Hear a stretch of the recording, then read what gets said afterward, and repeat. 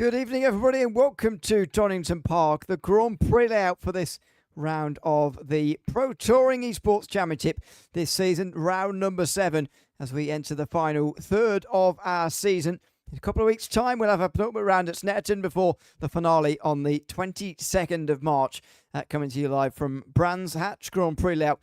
Should be a good end to this season because it feels in recent weeks as if the tide has just begun to turn on Matt Richards, who started leading this championship and went into the Christmas break a long way in front of the rest. We were left wondering whether anybody would even get near him in this season. Well, not only has he got near him, Tom Stevens has got past him now. It's the first week of this season, ever since I think the opening week, really, when Matt Richards has not been leading the championship here. Instead, it is Tom Stevens who is at the front of it. A remarkable turnaround for him so far over the course of these rounds. I can tell you, since last round, Matt Richards for the first race has been given 6 penalty points for that first race. That means that's now a drop score there, that -4. So effectively, he's counting a 0-point score in his total at the moment. Having said that, Tom Stevens is also, so he can hardly use that as an excuse. And there is only 14 points between the two of them heading into the next rounds of this championship. The final 3 rounds, indeed. Still 9 races, though, so a very long way to go. It's myself, Ian O'Leary, in commentary for you tonight. Just myself along with you. Rich Revel behind the cameras of this broadcast, as always, in the Pro Touring Esports Championship this season at the Donington Grand Prix circuit. We're just into qualifying right now. 22 drivers are in the field, although I can tell you that a few drivers are going to either have qualifying bans or have to start from the back here for, I suppose that they amount to the same thing, don't they? Here for this race tonight. And indeed, Matt Richards is one of them on top of, or at the top of the championship, I should say, not the top, but in second at the moment, 14 points behind. Will have to start from the back end of the field, as will Alessandro Cappa, who's in this session at the moment. And Darren Wright is also going to be starting from the back of the field with no appearance available in qualifying for him. So that is your penalties going into this round of the championship. Let's have a look at the championship standings, though, in a little bit more detail. Tom Stevens, as I say, 14 points ahead of Matt Richards, but what about behind? Well, Fraser Hart is 38 behind. He's just about to cross the 200 mark, and he will do tonight, you'd imagine, unless something disastrous happens. Callum Wilson is only 1 point in front of Luke Mitchell. They're 4th and 5th at the moment in the standings.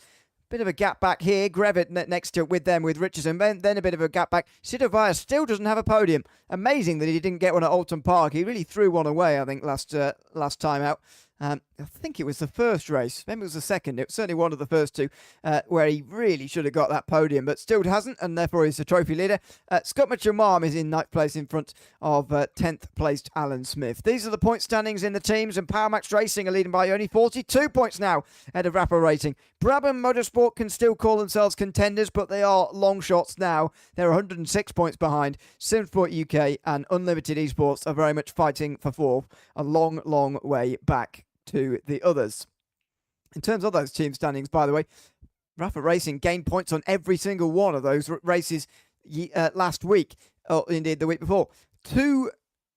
All 3 races, 3 points in the final race of the day, 12 points in the middle race, in the second race, the Palace race, and 11 points in that first race of the day. That means that only once in the last 7 races, actually, have Powermax Racing finished with more points in a single race than Rapper Racing. That is just how close and quickly the walls are closing in now on Powermax Racing at the front end of the field. So they're going to be ones to watch over the course of this race. That is for sure for those standings. Well, Luke Mitchell is currently leading this session ahead of Scott Mitchell-Marm and Tom Stevens. So that tells you a lot about where Rapper Racing are at the moment. They are 1, 2, 3 here at the front of the field at Donington so far.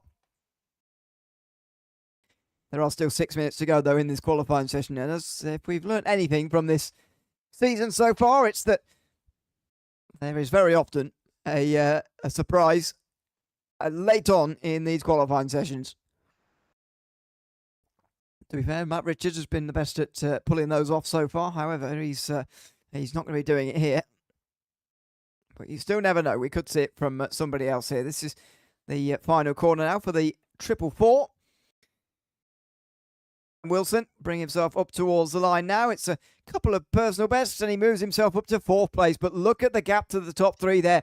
Rapper Racing all within a tenth of one another, and they are dominating the front of this field. Here is Chris Grevitt in the 006. The first of the Toyota Corollas in the field here tonight. To be fair, there's not many of them for him to compete against, but nevertheless, he is the leader of the manufacturer at the moment. Going up towards the line, keeping it to the right-hand side, shorten that distance. I don't think he's actually gone through with competing that. No, he hasn't. And he pulls off to the side of the road. Look at the amount of guys pulling off to the side of the road here at the moment. Nobody wanting to continue on and actually complete the lap time here. Brewster and Smith are improving. Personal best sectors from them, but nothing special really at the moment. I guess everybody's in the pit lane at the moment, just sizing themselves up for one last trip out of the pit lane and back onto the racetrack again for one last go at this. Don't know though. I mean, it is not much time left, really. 4 minutes with a minute and a half lap time. Maybe I'm just too used to what we saw at Knockhill the other week, or indeed Alton Park, which was a shorter lap than what we saw around here either, as we took that hairpin on the back straight instead of going right the way out to Island Bend. It's definitely the right call for these cars. As Smith, comes over the line, and he does improve to 8th place. But look at the gap there. From 7th to 8th is nearly 3 tenths, and from 8th to 9th is nearly 3 tenths again. There's some big gaps then being created inside the top 10, although the top 7 still covered by 4 tenths of a second, top 6 by 3, so it's not exactly like the very pointy end of the field. It's spread out. Certainly as you go a little bit further back it is, though. Purple middle sector there from Luke Mitchell. Now then, can he get this further out of reach of the rest? To be honest, I don't think he actually needs to do this as far as his qualifying is concerned. I think he's only just getting this further out of reach for his teammates, his very own teammates. But let's wait and see here for the remainder of this session. Luke Mitchell will come over the line in a moment. Brewster, I think, will be improving as well, though. A couple of personal bests. And I think that was an improvement, but he didn't gain any places. Still in 4th. Luke Mitchell does improve, though. He's into the 31s now. A 31.8 indeed. It's a couple of temps improvement from Luke Mitchell. Wow, very impressive indeed. Scott Mitchell Mom. He's going to have to do a lot of work there to get anywhere near his teammate here. Callum Wilson might have a chance. He's on screen now, and he might have a chance to infiltrate this Rapper Racing top 3. There's another PB. So you'd think that, yes, he's definitely going to need, especially if you consider the point standings in the teams we were just looking at, definitely needs to get in amongst them at the front end of the field. Otherwise, this could get very, very tricky indeed for Richards. For the, for Richards and for Wilson, and indeed Richardson. He's all the way down in 16th at the moment, Jordan Richardson. Really bad qualifying by his pretty high standards. Here comes Wilson, though, up towards the line. And it is no improvement, even. Well, that final sector must have been no good at all. Or the first 2 sector improvements were very, very small. Because that's the surprise. Now, Jordan Richardson has got to get himself further up the field here, surely. In 16th, it's not even a points-paying position. And you don't get any positions, or points indeed, for qualifying, of course. But you want to at least start in the top 15, for goodness sake, if you're going to get some points in this race. This first race of the day. I'll go through those, by the way, who've got ballast in a moment here from that final race at Alton Park, but it is pretty spread through the field. Richardson does get finally a time on the board. That's a bit more like it. 7th place for Jordan Richardson now.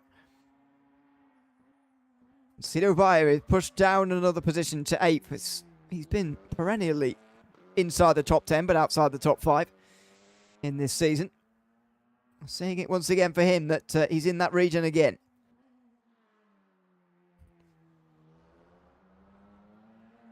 Through the final turn. And where's he going to be here? Might move up a place or 2. No. Stays exactly where he is. Doesn't even improve on time there. Callum Wilson hasn't improved on time for a while now. Surely he's got to here. Because This is a rapper racing 1, 2, 3 that's going to be very hard to break up if they qualify like this. Over the line, and for Wilson, no improvement again. He just cannot get any closer to those rapper racing rivals he's got up in front of him there.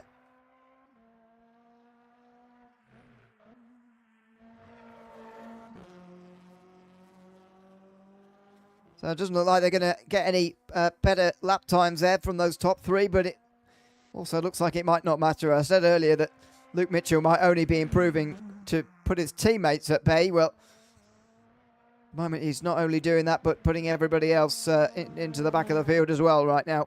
As Chris Grevitt sets a couple of personal bests here towards the end of this qualifying session. This will be his final time. Since they've already started their lap times, they'll be allowed to finish them.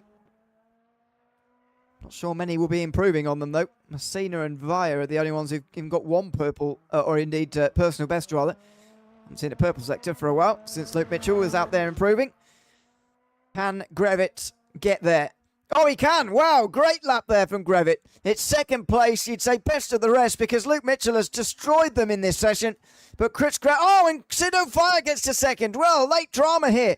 There always is a bit of late drama. Sido Fire and Chris Grevitt there pulling out all the stops and indeed getting onto the front two rows. Well, it was looking very good for rapper racing, and perhaps more particularly Tom Stevens there in that qualifying session.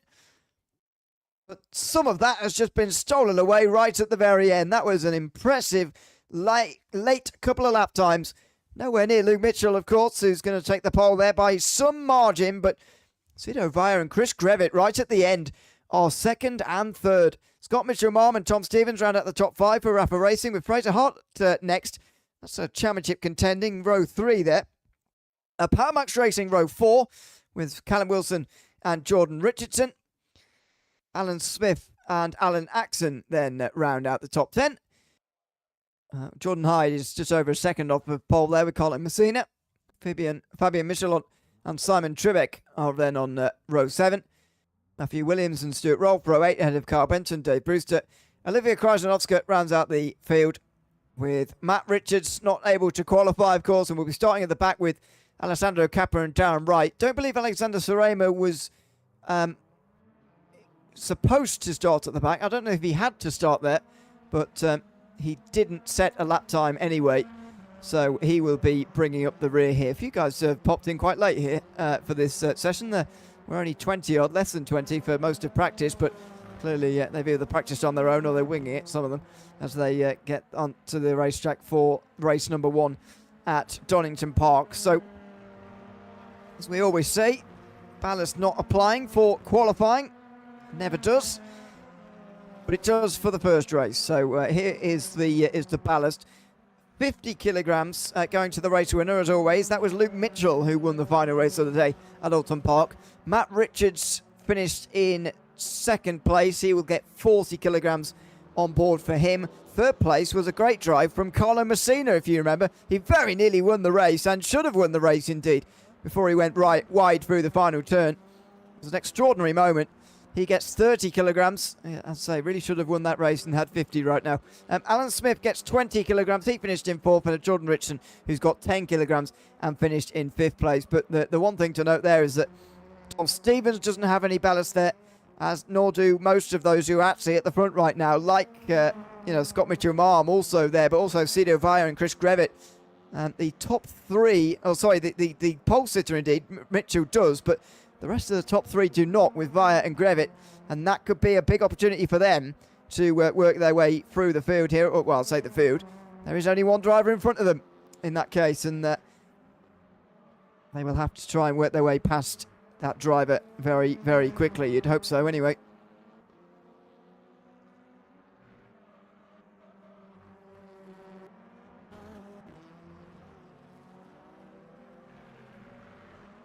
This looks like we're in sort of sunrise conditions here. We often see sunset or the early signs of a sunset in the final races of the day in this championship, but slightly long shadows for the warm-up session for race number 1. Of course, it might change before we actually get back into the race.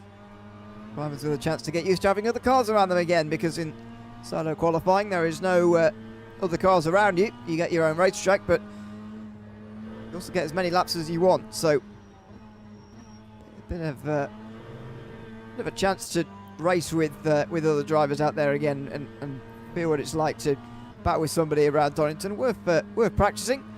Although, of course, we were here in the first round of this championship at the national layout, so obviously different to this, but nevertheless, we might be able to get something from the results. Matt Richards won the opening race of the season, and indeed that day. Callum Wilson was race winner of race 2, and Fraser Hart was the winner of race 3. I think Matt Richards was still the championship leader, though. He had 41 points. Oh, maybe not, actually. Would have been very close. I think Fraser Hart would have been ahead, actually, just about. And Callum Wilson probably as well. That final race of the day from Matt Richards wasn't very good at all, but it was after that where he really had a good run of races, because through Croft and Thruxton, he didn't finish lower than 7th through those next 6 races, which was very good indeed. Of course, Thruxton took us to the Christmas break, where after he's been struggling a little bit, I think it's fair to say. Indeed, the first race, indeed, back after the break, he got a lot of penalty points at Silverstone, both in race 1 and race 3. 11 penalty points in total. They're both drop rounds now as a result of all that. There's a podium in race 2, though, which made it a decent score on the day. That's rather been his his pattern, really, since then. Good race in there, maybe 2, but still a score of 0. I mean, as I say, Silverstone race 1 and 3 got -1 points on both occasions. Those both being dropped now. Race 2 at Knockhill, 0 points after 6 penalty points were applied. 4 minus points, 4 negative points there at race 1 at Donington Park last round. 6 penalty points involved for that. All negative scores for Richards, to be fair, has been wiped away with the 3 drop races, but nevertheless, he has left points on the table this season. There is absolutely no doubt about that.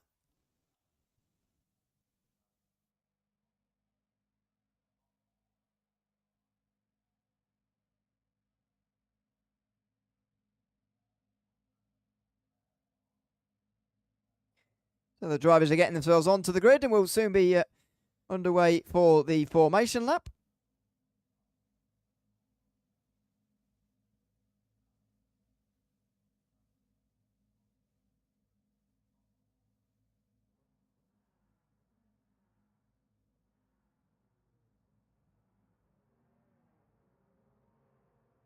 And off they go. Luke Mitchell pulling away from the first position, having taken the pole position for this first race of the day at Donington Park. And instead by Chris Grevitt, who put in those lap times as time expired in that 15-minute session. And I'll line up in a moment for just under a 20-minute race here at Donington Park in a moment. It's a little bit longer around here as we include the Grand Prix layout this time round. As I mentioned before, we've already been to Donington Park at this time around this season, and we return again, but including the Grand Prix loop. Taking the S's to the left-hand side instead this time for the Melbourne hairpin, and then Goddard's turn 12. The very off-camber final turn here at this circuit. There they go, taking that Grand Prix loop now. So it's quite a fast formation lap. Get the feeling the pole sitter often wants to just get this over with, really, the formation lap here. And no matter what circuit we're at, indeed. It's one of the longer laps, indeed, that we have in this calendar. Although Snetterton, next time out, will certainly run it close and probably will actually go longer. But there you go. Here comes Luke Mitchell towards the line with the pole position under his name. Now at the back of the field, some big names back here. Matt Richards starting all the way from 20th. We'll see how far he can get through the field here. He's starting from the pit lane indeed. As I believe, well, they have to indeed, sorry. Some of them were just banned from qualifying. Some of them had to start from the back in pit lane. So that is for him and Kappa. They will be indeed last and second last then. Underway we go then, here from Donington Park. And Luke Mitchell gets off to a nice start in front of Studio Fire, who pulls across Chris Grevitt already, trying to protect second place. Scott Mitchell-Marm and Tom Stevens go side by side in the background, and we're nearly 3 wide for a moment, but Grevitt makes sure that doesn't happen. Mitchell-Marm pulls back as well because he wants Tom Stevens to go through. And contact! Stevens very close to losing it through the corner curves there. He's on the inside going into the old hairpin, and Grevitt roars round the outside here. It's going to be close for third place, but it looks like Tom Stevens might have made up 2 places already here. There's a big crash in the background. A big crash in the background is into the wall hard there. Fabian Michelon, I think it is, who's dropped to the back of the field, hitting the wall very hard in the background. Tom Stevens is up to third place, and there's not too much change elsewhere. Fraser Hart's going backwards as the PowerMax Racing drivers go through into 6th and 7th positions, and it's not quite clear yet. Richardson is not there yet. He's not clear yet. Fraser Hart won't give it up either. That's going to slow them down a lot through the chicane. And here comes Alan Smith now in the background. So it's all still happening here on the opening lap. Still not quite calmed down. There's Smith looking down the inside. Hart defending pretty hard though, and he will be allowed to keep 8th place at the very least. But goodness me, a very big crash in the background there for Fabien Michelon. And a pretty lively start, although top 2 were able to keep their respective positions here.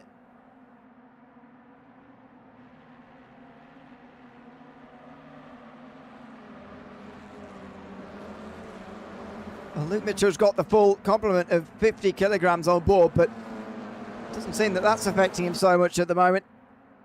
He's just absolutely controlling this race out at the front.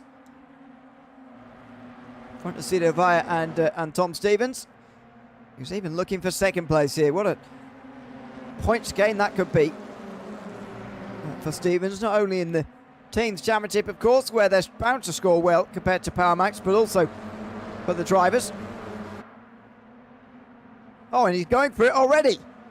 And he's made contact. Tom Stevens hits Cito Vaya. He pushes it the right way again, but Vaya's off the road. Oh my goodness, Tom Stevens might be regretting that, because the stewards will definitely have a look at it. Cito Vaya has been pushed a long way down. Dear me, all the way down to 8th position. Don't forget, because Tom Stevens didn't go to the first round, every point completely counts for him. He effectively doesn't have any drop rounds, really. At least when he's here, and so he cannot afford contact like that. But that was a rash move down the inside, I would say, in towards Coppice. Here he is. I mean, I get that he's got the run, he's alongside, but he just doesn't seem to turn in there at all. He's not diving for the apex. If you look at the point of where there's contact made, Stevens hasn't even really started turning in yet. Cito Vaya is aiming for the apex, and I think Tom Stevens will argue, well, he was coming across my nose there. I wasn't turning in yet because I would have turned in too early, but nevertheless, those two were on different trajectories there, which does create the argument for and against, and see what the stewards decide to say about it, because that's a big moment potentially in this season, a very big moment indeed.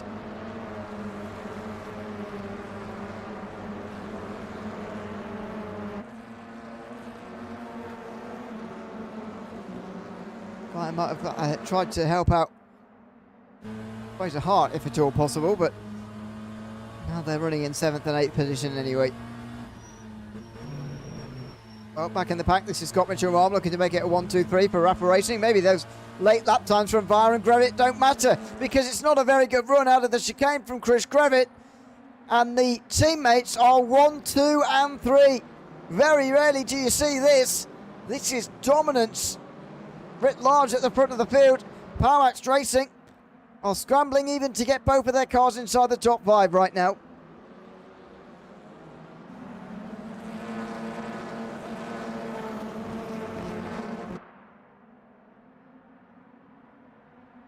Dear oh dear, it is taking a real turn, this team's championship, especially.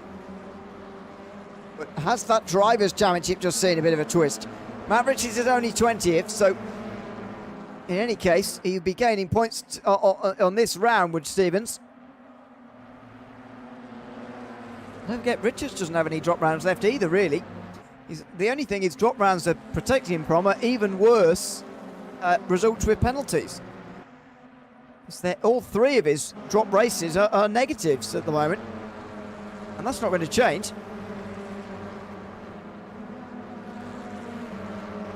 So he's got to gain points the normal way. Here comes Cedar Wyatt back down the inside of Alan Smith, and Wyatt's all at sea at the moment. Ever since that contact up at Coppice there, he's been a little bit out of shape, ruffled up, and he's struggling to, looks like, even hold on to the top 10 at the moment.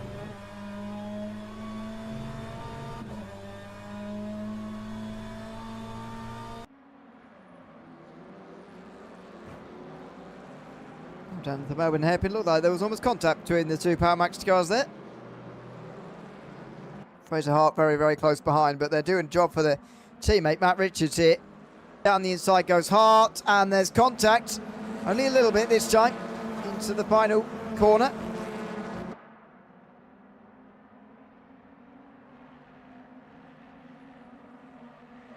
Inside the final turn gives you the outside for turn one, as Tom Stevens is given the lead there by his teammate.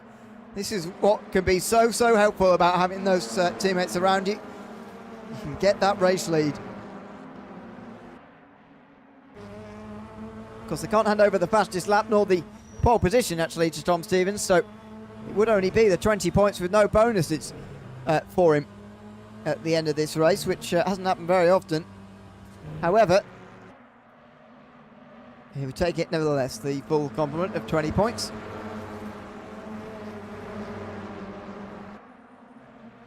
Can the others do anything about it? I mean, Grevitt is not in a championship fight here, so he's not motivated by that. He will be motivated to get a result, but when you're not motivated almost by that lingering sense of desperation, then it's a little bit more difficult to justify making extravagant moves for third position, knowing that I'm not going to get up for the race win here. It doesn't look like that's what Grevitt is going to manage from what I'm seeing at the moment, to be honest.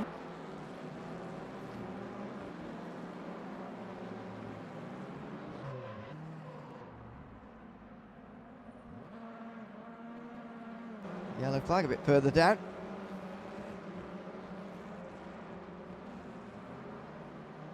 But there's Matt Richards. He is working his way through with Alessandro Capper, actually. In fact, he's... Oh, and a spin just in front of them here, going through the middle of them. That's Wright and Brewster, who are pretty slow off of the final turn. Oh dear, and Wright didn't see that Richards was coming through as well here on the outside. Oh, it's not been completed even. So the frustration continues for the former championship leader, who is surely only losing more points here, even if Stevens is just to get a penalty for that, and I'm not 100% sure on which either way that's going to go, to be honest with you. Even then, he'll, I think, lose more than 10 points. To put the gap up to nearly 25 by the end of this race. That would be absolutely massive with the amount of time remaining in the season that we have. The first third of the season was all about him, and the middle third all about Tom Stevens. Well, Richards would have been hoping to return to the start of the season again with this final third of the season, but it has not started well in the 9th but last race of this season.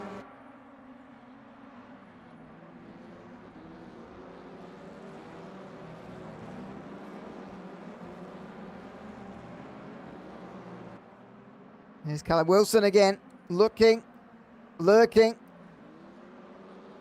And Grevitt defends there. He knew what he was up to on the way to the final turn.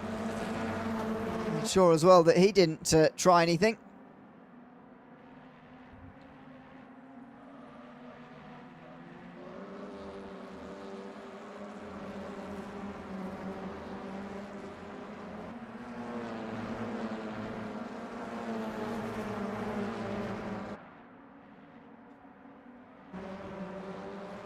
Meantime, further behind, Kappa is... Oh, been pushed off this time. Carl Benton, that is, defending the last championship point. That was pretty overly aggressive, it must be said. Matt Richards has joined as well. He's really been very useful, Kappa has, to Matt Richards here.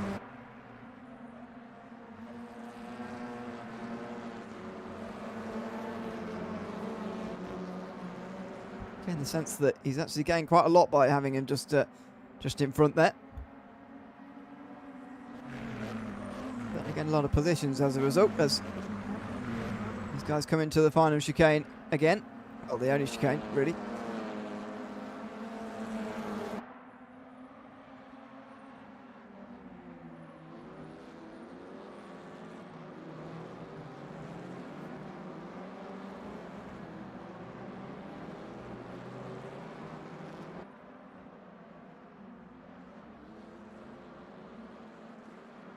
Single file into the final turn for those guys, but not back here, goodness me.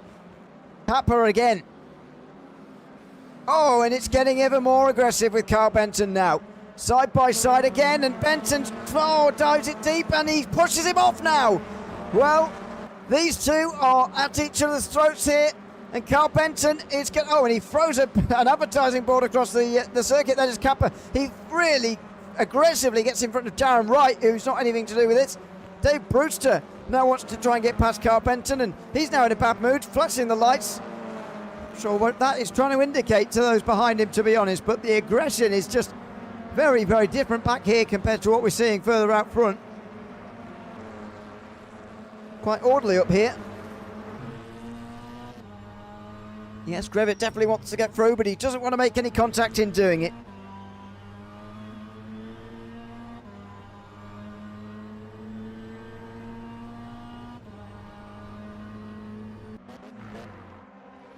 A bit of discussions in YouTube chat about who's at fault for the incident over the top of the hill there, Tom Stevens or Cedar Wyatt. From one angle it can look one way, and from another it can look at the other. It's one of those ones, I think. One of those, the more that you replay, the more that you fry your brain trying to decide who's actually at fault for it. But anyway, Tom Stevens leading this race right now, and Cedar Wyatt's down to 9th. That's the long and the short of it. Unfortunately for Cedar Wyatt, because of course that's another chance for a podium gone for him. He's had so many.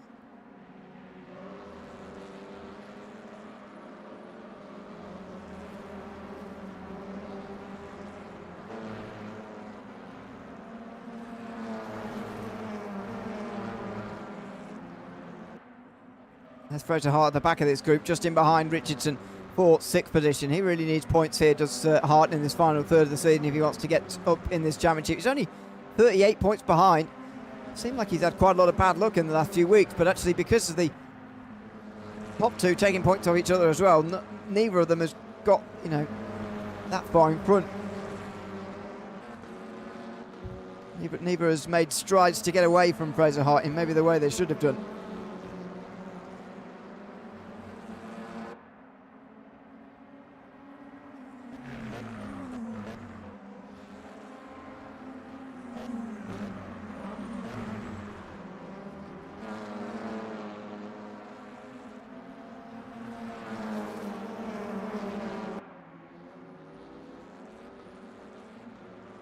It's from Luke Mitchell this time. I don't know if he's over-defending to try and help his teammates. I'll be surprised, because there doesn't seem to be any need for it at the moment, but it seems to me like Mitchell's defending where maybe he doesn't need to. This is a group that will just not go away, and Alessandro Kappa will not get past Benton at the moment. And I feel like one of these two is going to take the other off in a moment, but let's see. Final turn. Kappa's looking left and right again. Benton dove quite deep into the final turn when these two were battling previously, but not this time, because the scenario was very, very different. Over the start-finish line again. He's not close enough here, Kappa. In towards turn number 1. That would have been too much of a lunge to make it through.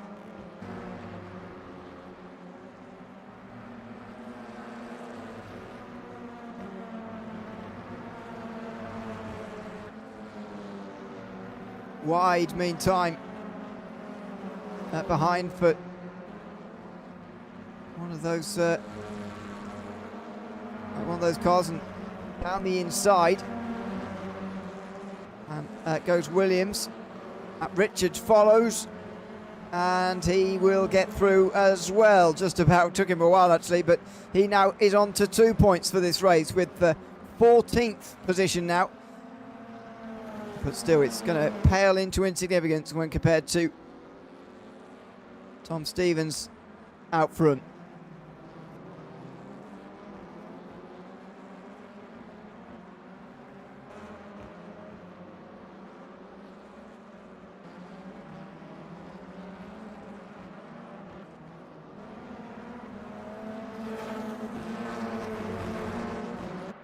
Into the slipstream meantime for Fraser Hart as he tries to work his way past. Richardson knows what he's trying to do here, and he just shows the defence in towards turn number 1. And Fraser Hart misses the apex there slightly as well. He's got to rebuild and do it quickly now. There's only 6 minutes for him to try and get some extra points here.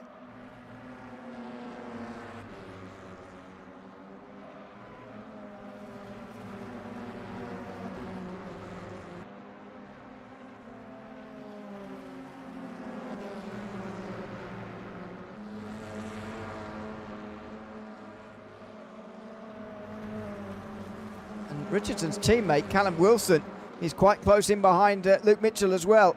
Grevitt's gotten clear of Mitchell, so I think that the ballast is starting to catch up with Luke Mitchell. I thought he was unnecessarily defending early. It turns out it's justified because at the moment he just doesn't have the speed, and he did win the previous race at Donington Park. He very noticeably left over the lead for Tom Stevens and Scott Mitchell-Marmon, and I thought he was assuming position of defending for them both, but actually he's just going as quickly as he can, and that at the moment is not very quickly when compared to the Power Max Racing drivers. Again, though, he will want to defend from them, though, for the team's championship, because although Mitchell's score isn't counting at the moment, these two are the ones scoring for Power Max, because Matt Richards is all the way back here. He's, though, is up into 4-point territory now. 4 points for a 12th position, as he is at the moment.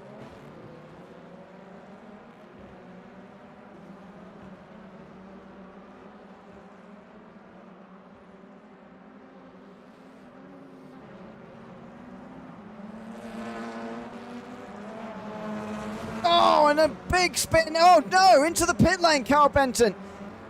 The aggression was turned up in that group for 17th, and quite unexpectedly, Benton turned around into the fence out the final turn and into the pit lane. You don't see that very often, and for good reason as well. Goodness me.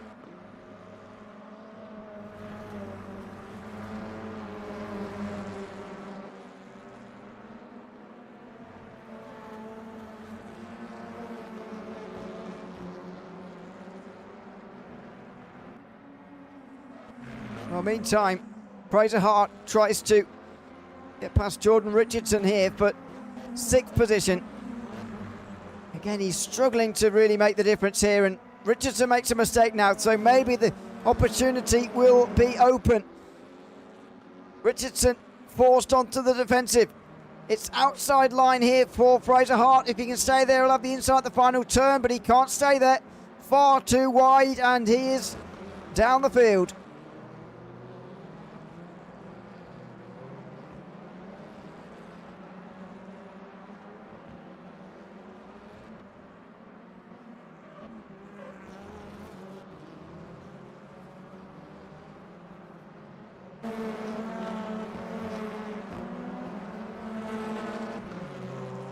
And here into the pit lane comes Carlo Messina. He's had the ballast on. He's now having to drive through pit lane. He will drop from a point scoring position and hand that over to Dave Brewster now in that part of the field where so much has been changing in the last few moments. Simon Tribeck and Matthew Williams are side by side down the hill there, by the way. Matt Williams for 12. Oh no, and off! Matt Williams goes off through the crane of curves. Well, that's an odd place to go off, and obviously there must have been contact for him to be going through there, but that was a dramatic moment as well. Tribeck is back to 13th again.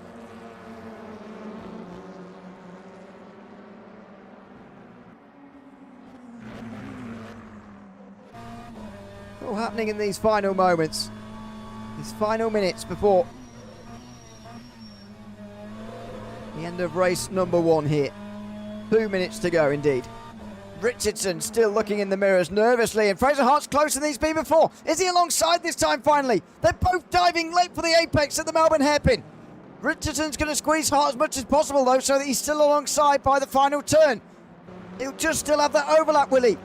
Or will Hart get in front indeed? No, Hart is not clear yet. He's going to be edged out by Richardson, is he? Or can he stay there now round the outside? It switches back one way, then the other through that final section at Donington Park. And no, Hart's still not alongside. And with 2 laps to go, he still can't find his way past here.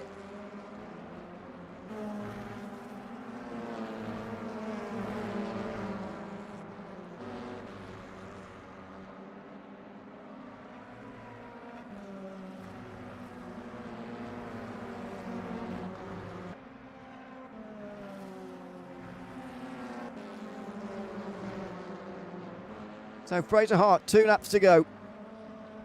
I mean, you normally say now however many opportunities, but I'm not sure how many he's going to get here. At the moment, this battle is open, so that really any corner can be a chance at the moment. Richardson feels under pressure through almost every corner. Luke Mitchell has got himself clear of this group. He looks like he's going to go on to get 4th. Callum Wilson's in front here too. So he's doing his part for Power Max Racing at the moment. He's probably got the maximum now he can. If he can't get past Mitchell, at the moment it doesn't look like they can. So into the final corners for the penultimate time. Fraser Hart has got 1 more lap to try and work his way past here.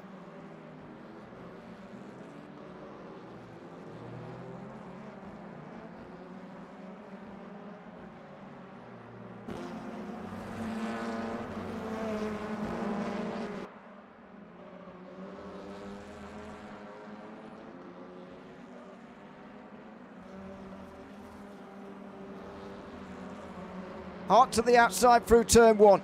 Oh, he's just gone wide though. He's just gone wide. And I'm afraid that was a big chance for him as he took the final lap there. He needed to squeeze Richardson a little bit harder, but I mean, he's clearly quicker. He'll be very disappointed if he doesn't pull off this pass before the finish, I think, based on the fact that, as I say, he is quicker at the moment. Moving to the end of the middle sector. Here's not the opportunity, probably not a coppice either. Oh, he's missed the apex there too. It's so hard to spot it when you're following someone so closely. That might well be it now for Fraser Hart, but out front, Tom Stevens is leading this race ahead of Scott Mitchell. These two are never going to be involved in battle. I say that. I thought Tom Stevens would be allowed to go on and win here very easily, but Scott Mitchell is giving him a go. Surely it's only for a show.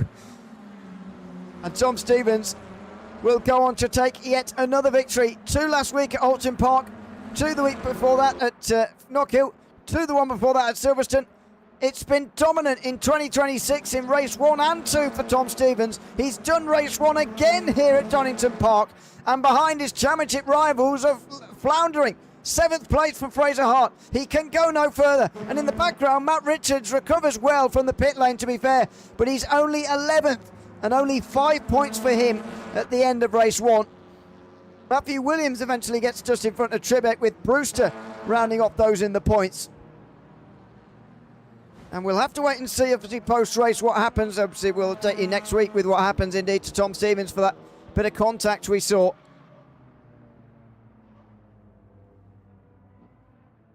However, Tom Stevens wins on the road, and that is all that matters at this stage. We'll have a look at the results in a moment. It's another good day for Rafa Racing already. Another good race, certainly, as they close the gap again on Power Max Racing. They finished 1 and 2 here with Tom Stevens in front of Scott Mitchell. Chris Grevitt then running off the podium with Luke Mitchell in 4th.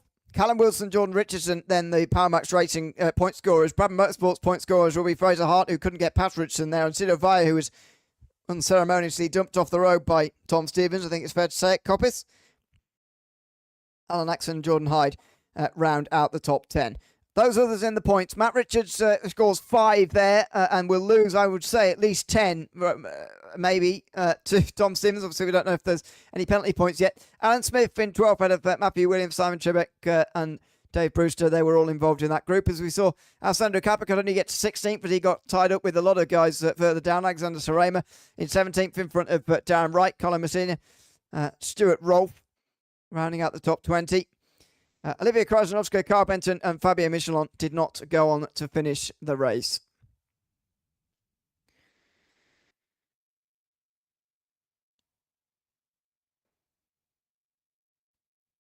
Well, that's the first race of the day complete in the Pro Touring Esports Championship here from Donington Park.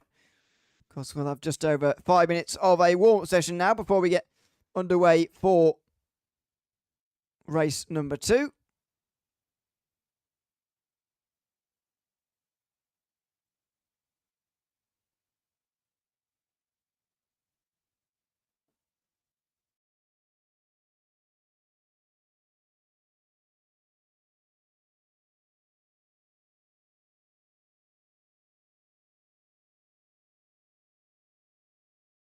Loading into that now. Of course, race number 2 is where the ballast is applied to the top 5 from that race. So we saw Luke Mitchell really suffering, I thought, with that 50 kilograms of ballast in race number 1.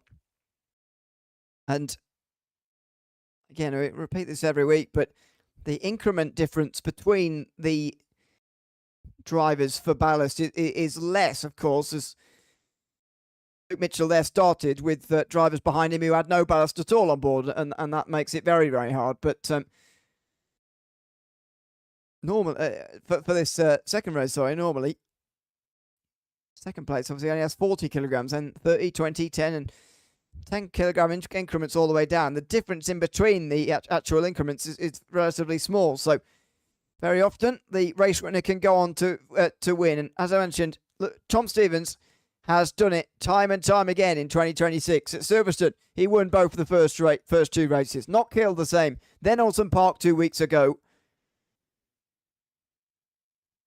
It's been race 3 where he's been finishing a little bit further down in the past. Silverstone in 10th, Alton Park 2, it's 06, but he did get his podium at Knockhill. That was by far the best round that he's had. I think maybe the best round that anyone's had so far in a round.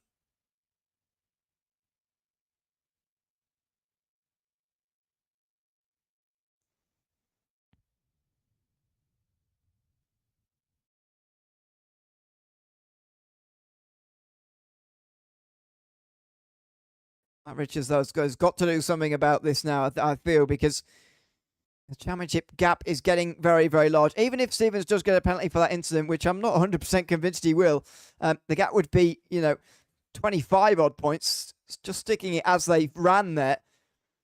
Richards would lose 15 points, which would get the gap up to 29. Wasn't a particularly great race for Fraser Hart either, who would lose over 10 as they ran as well. That would put him nearly 50 points now behind the championship leader with only 8 races to go.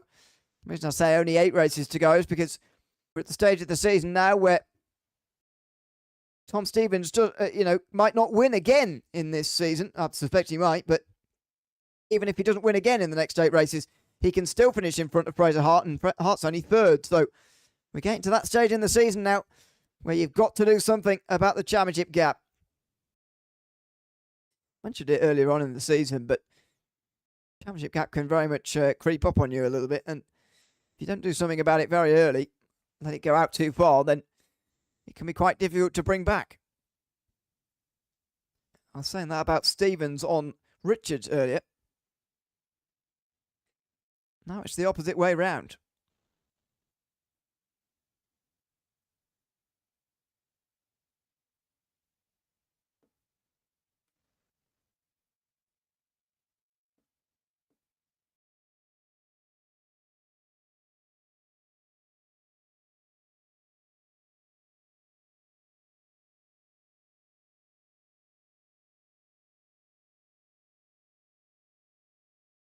Couple of minutes left in the warm-up session. Nearly everybody's transferred over to race number 2, ready to go.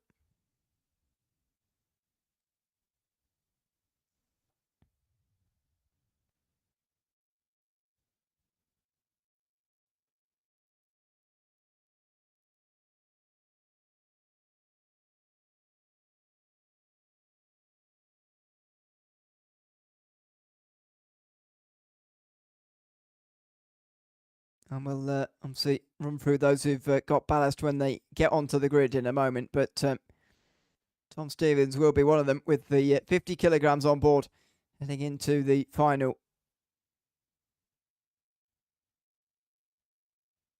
Or third, rather second race of the day.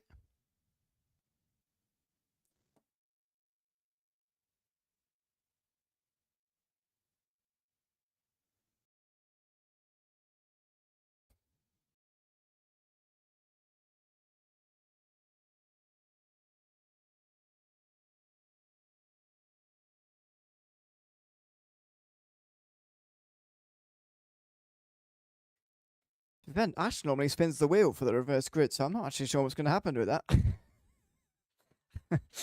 So, Richie's going to have to do it. but anyway, we'll cross that bridge when we get to it a little bit later in race 2. It's the only race, of course, race 3, where we mix up the grid in that fashion. The reverse grid race. So far this season, it has been sort of slightly skewed towards bigger grids, actually. Bigger grid reversals. I think last week was the full... I keep saying last week. Last round, I think, was the full 12 from memory. Round before that was a small one, but that was an outlier compared to the others. I guess that would make sense looking at the results as well. Knockhill was the round where Stevens was able to get on the podium, even in the reverse grid, which suggests I think he might have only gone down to 6th, 7th, 8th or something like that. I think that means he scored more points than anybody has done at any round in this championship season. Got an absolutely massive 56 points out of a possible, what was it, 65 or something. Pretty close, not far away from the maximum total.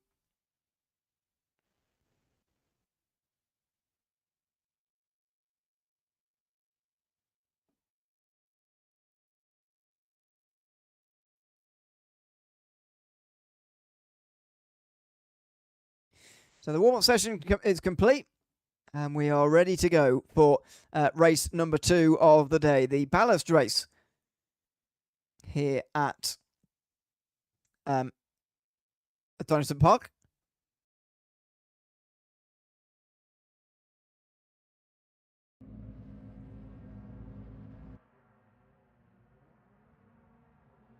And there they are on the grid. Tom Stevens pulls away. He's got 50 kilograms on board, and he's got his teammate alongside, which will help him, Scott Mitchell-Marm. He's also got 40 kilograms on board, though.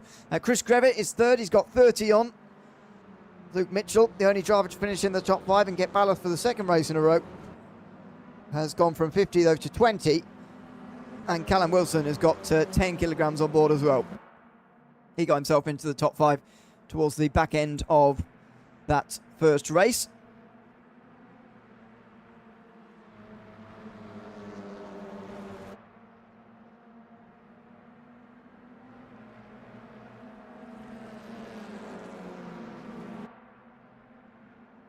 A little bit of a slower formation lap here from Tom Stevens. So he's got the control of the field this time round.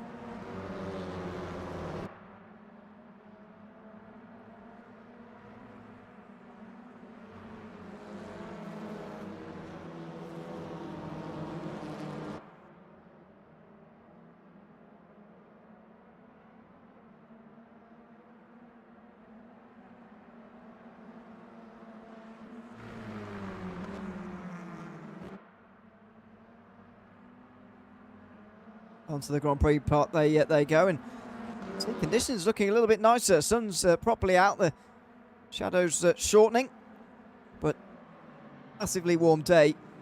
29 degrees track temperature here is far from the highest we've seen this season. Not that it's ever really been too high to be a problem, but it was comfortably in the 30s 2 weeks ago, even on an overcast day at Donington Park.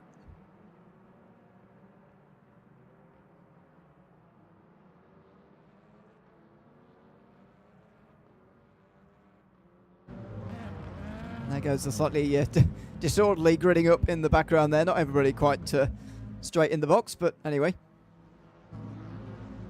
That's Fabian Misson, who had that spin through and quite a hard hit on the wall on lap number 1 of race 1, is now pulling into position as well. Lights will come on in just a moment and we will be ready to go for race 2 here in the Pro Touring Esports Championship from Donington Park. It's a Rafa Racing front row after their 1-2 in race 1. How can they get on in race 2 as it's a good start there from Jordan Richardson? He spent a long time stuck behind people in that first race and indeed a bit defending towards the end too. Now he's getting in amongst it in towards turn 1. Oh, and very nearly the domino effect hitting his teammate. He has hit Callum Wilson. Oh, they get away with that. Only just, and now they spin. Now Callum Wilson goes off in the other direction. Goes the other Rafa Racing car there. Goodness me, Luke Mitchell drops to the back of the field as Callum Wilson went one way and Luke Mitchell went the other. The two made contact. Richardson survives somehow. Matt Richards gains 5 places as a result. 2 of them because of those spinners going off left and right. He gains 3 places on his own anyway. And Matt Richards has had probably one of his better starts here. Down the inside goes Richardson now as those who have not got any ballast on board begin to flex their muscles already. Fraser Hart is one of those as well, although he's being shuffled out wide now by Richardson. And Matt Richards goes through on both of them. He's going down the back straight in 4th place, would you believe it? On the opening lap, he's gained 7 positions before we've even got onto the Grand Prix section of this racetrack. An unbelievable start for Powermax Racing. Although Rafa Racing is still leading 1 and 2, they've lost the 3rd piece of their puzzle. Luke Mitchell's dropped to the back, along with Callum Wilson. They will not be involved in the reverse grid, barring a miracle.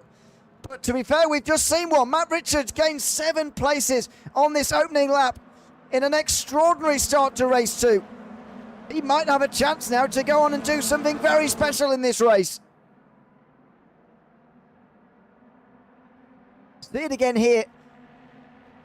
I mean, for me, there's just a case there that 3 of them not quite understanding. They're 3 wide. Callum Wilson's coming across on Luke Mitchell there.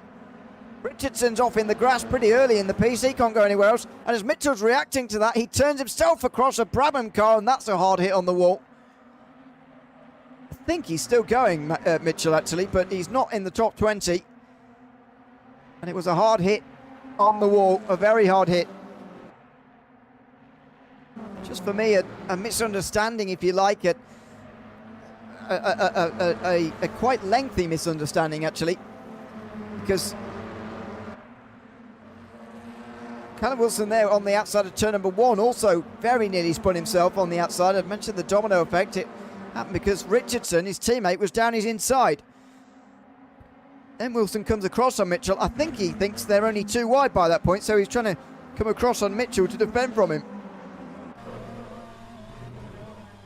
If he did realise he was 3 wide, then it was a catastrophic misjudgment. It's ended with him going off one way and Luke Mitchell the other. Though, to be fair, he didn't have much to do with the Mitchell part. There's Callum Wilson in the background, by the way. You saw him steaming down the inside for Powermax Racing. He has got a lot of people in front of him.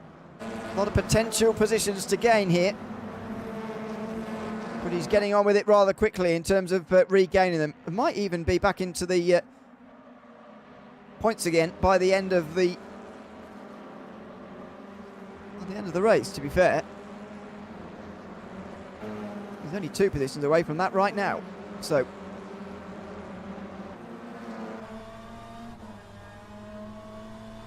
not too far away at all. But look at the train all the way down here. I know we're only a couple of minutes through this race, but on to 3 laps now, but nevertheless, it is a big, big group all the way down. This is Alessandro Cappa on Alan Smith looking left and right, and here he goes inside a car. That was nearly very well executed, actually. Cappa just went slightly too early, ended up actually hitting Alan Smith there, and the bit of contact wasn't malicious or anything, but it did just push Smith on a bit, which allowed him to actually stay in front.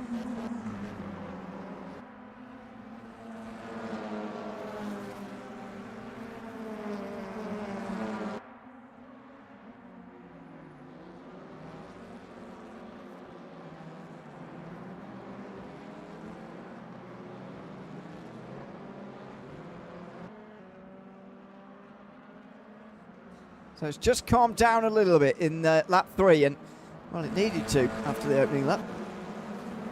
Richards gained 7 places off the beginning here. Callum Wilson and Luke Mitchell to the back. Scott Mitchell-Marm is defending from Chris Grevitt. Again, these guys have the problem that they've obviously got they're quite heavy with ballast, but they're all quite similar to one another. Defending, though, from Scott Mitchell-Marm, though, might allow Stevens to get away. And could he win the first 2 races in the day for the 4th round in a row? That'd be extraordinary.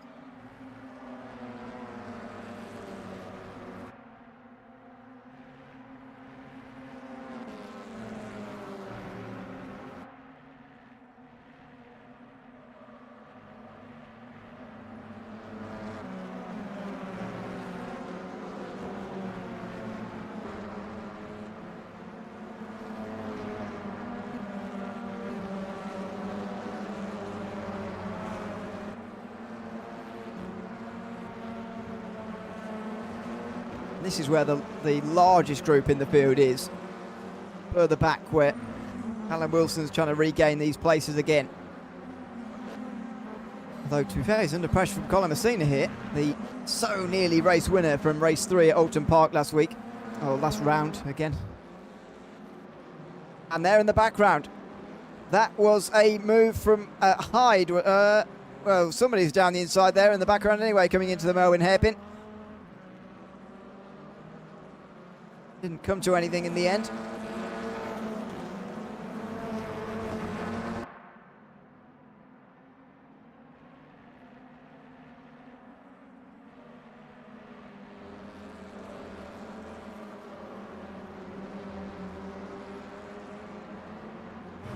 Placido Via here, right behind Jordan Richardson. Matt Richards is gone. So any hopes that Via or Hart would have had of putting the pressure onto the former championship leader with very much evaporated here, and Jordan Richardson has been the one creating that. And diving for the apex there, Via just trying to create an opportunity for himself here.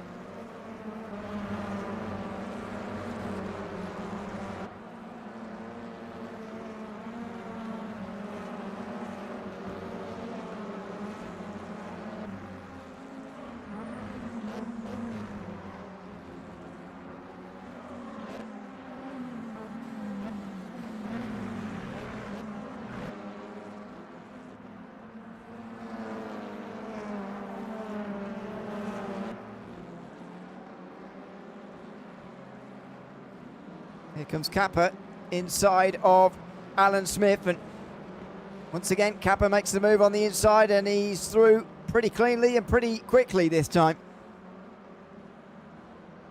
I think one of the problems of the previous race, that the battles were spiraling out of control for Kappa, really. This time that was nice and quickly done into 11th position. Tribeck there is actually trying to get past Smith as well as a result, and here he goes on the outside. Alan Smith is going to hold him off quite easily, actually. On the inside, that was nicely done. And Sarema, then Callum Wilson, then Brewster, Messina, Michelon's up to 18th, then Luke Mitchell, so he is still in the race. I thought he was, and he's in 19th. I mean, can he even get any points from there? I doubt it. Callum Wilson's back in the points though, in 15th.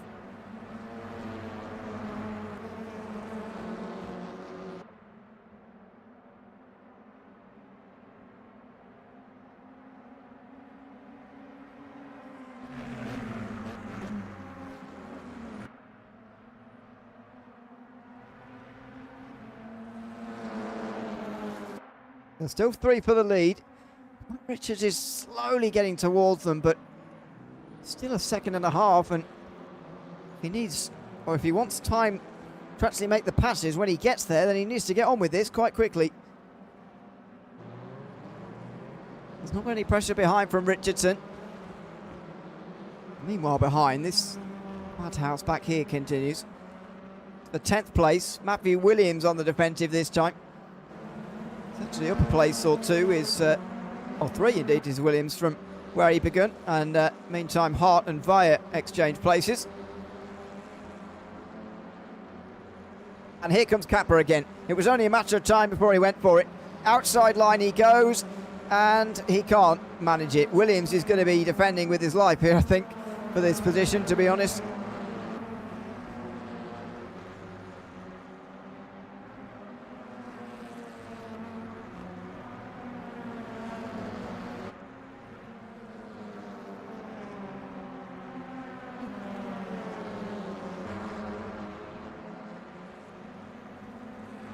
So far he's able to hold on to 10th place rather nicely here.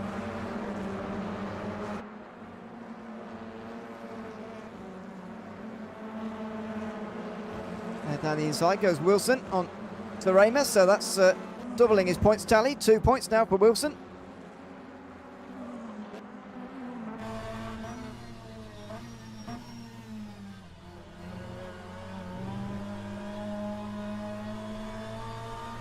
Kappa again having a go into the chicane, and the hairpin.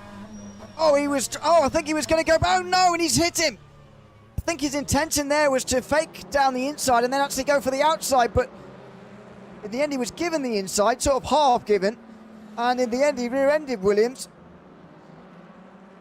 Williams is going to fire straight back down the inside. I think Kappa's going to let him have that again. I think that was an unintentional bump and run from Kappa, but he's redressed it through the final turn. Maybe I'm reading too much into it. Now Williams is defending again properly. Oh, and there goes Alan Smith. What a dive that was. Wow. He just got clean through there into turn one. Well, he's going to pay for it on the exit. Look, he came from a mile back there, and it looked like he hadn't even gained a place. It was so smooth. Kappa's still on his inside now, though, and there's going to be contact through the old hairpin here, and somehow they both survive. Oh, and now they're not going to. Through the next turn, Kappa's off, bouncing through the grass. Oh, and he's hit Wilson there. Coming back onto the racetrack, Alan Smith has hit Callum Wilson. He's off the road. Kappa's still drifting through the grass. Oh, my goodness. This group has been madness all day long. And race 2, it continues. Now it's created 3 further side-by-side battles. Not involving any of the 3 who just went off there. Kappa and Smith were always going to end up off the road, it looked like there. In the end, it's Callum Wilson who's the unfortunate one to get clipped and gets sent around as well. Luke Mitchell's now involved, by the way, so he's the other one of those top contenders who's now joined this group, and he's right in the middle of this now. More contact at the Melbourne hairpin. Sarema holds on to the car there after being hit by Brewster. Dear, oh dear. 3 wide now into the final turn nearly. Down right there looking down the inside of the Rafa Racing drivers. And they filter their way through. Luke Mitchell, well, they're not both Rafa Racing, sorry, but Luke Mitchell's into the points now finally, and well, in an unexpected way, I'd imagine, because 3 of those places at least came from incidents happening just up in front of him there.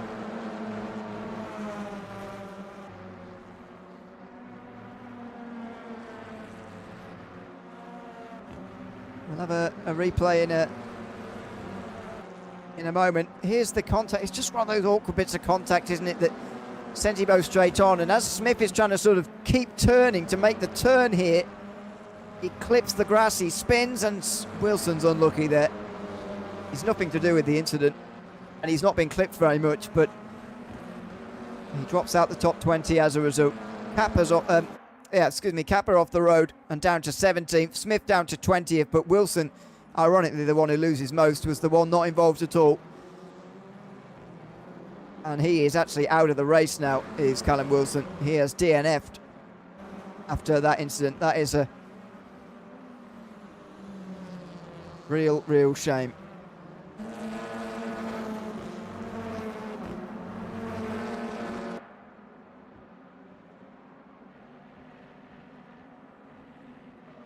Oh, back at the front, it is a little bit calmer. We're all really trying to catch the top 3, I've sensed, but I don't think Matt Richards is getting there quick enough to really give himself a proper go at this. Scott Mitchell-Marm is effectively defending for Tom Stevens, so there's 2 lines of defence there. And Chris Krevitz got 30 kilograms of ballast he's carrying around with him anyway, so he's finding it difficult. Richards is finding it hard to catch that group, which is being towed around by Tom Stevens right now as well.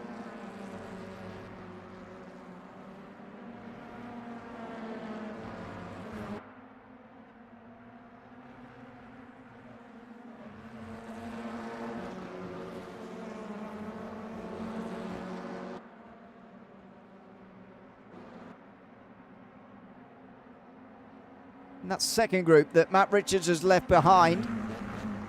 Richardson is defending from Fraser Hart, and this is again for Teams Championship points as well as anything else, because Richardson is the second of the two Power Max guys. Well, obviously now, because Callum Wilson's so far back, but also going to be pretty important for the next race as well, you sense, because Wilson is not going to be part of the reverse grid here. Neither are any of these guys, actually. So the group that we've seen be so lively and so busy is actually going to still be the same when they start race 3 as well, because none of them are in the top 12, and even if we have the biggest reverse grid, Alexander Sarema at the front of the group from 13th is not going to be able to get away from these guys, and he'll start the next race right in front of them all. And here indeed comes Dave Brewster down the inside. It's going to start again here. So that was quite nice actually from Brewster down the inside, quick and easy and through. Oh, and is that Mitchell? Oh, sorry, that's Michelon, who looks rather similar in his livery to Luke Mitchell. So Michelon's down the pit lane. And Luke Mitchell stays on the racetrack. One of those two could paint their cars a little bit differently. That'd be helpful, but never mind. Mitchell is going to come down the hill here for a 14th place, maybe. No. Into the old hairpin. Well, I guess all these guys have already had a view as to how an incident could happen if you go side by side through there with what happened with Kappa and Smith earlier on in this race.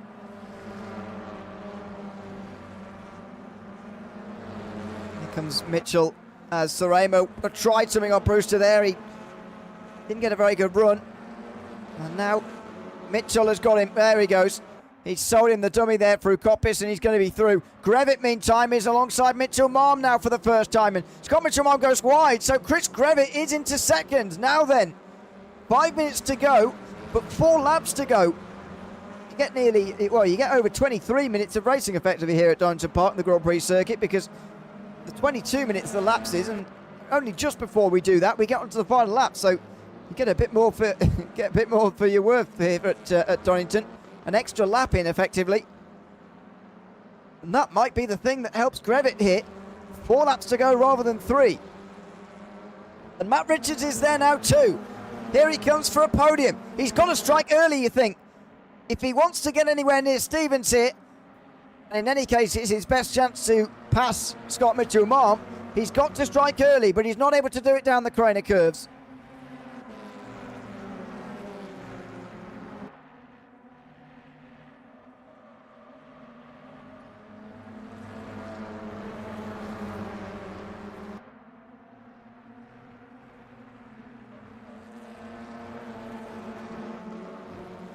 Now, Richard, his run's not quite good enough. Thought initially there it was, but just pushed on a little bit over the top of the hill. He'll get the slipstream now. But he can't get through. Again, though, it's looking at limiting the damage effectively for Tom Stevens, who is nearly a second in front. And that through the chicane might be that. I think it was a slowdown for Richards, wasn't it? Or did he just have maybe a bad run? Anyway. He's a second behind now, and it looks like that is going to be that as far as the points are concerned for this round, or this race. So that'll be another 7 lost for Richards, as long as neither of them pick up any bonus points. Just be 7 points lost. So adding that to the previous race, could be looking at a nearly 35 to 40 point deficit now for Richards with just 7 races to go. It's a very, very big gap, to be honest.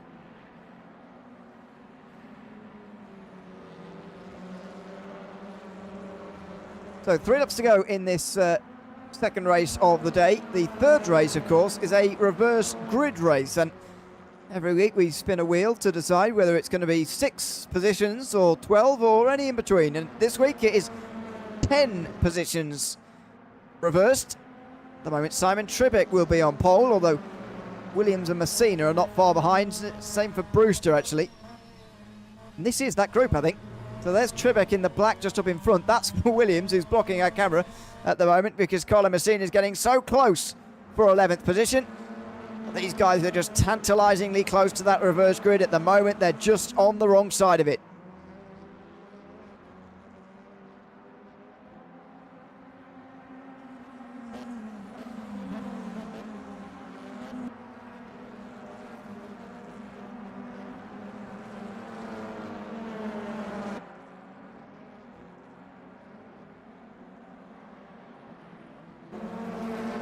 was a bit of argy-bargy in the background again with Kappa and Mitchell.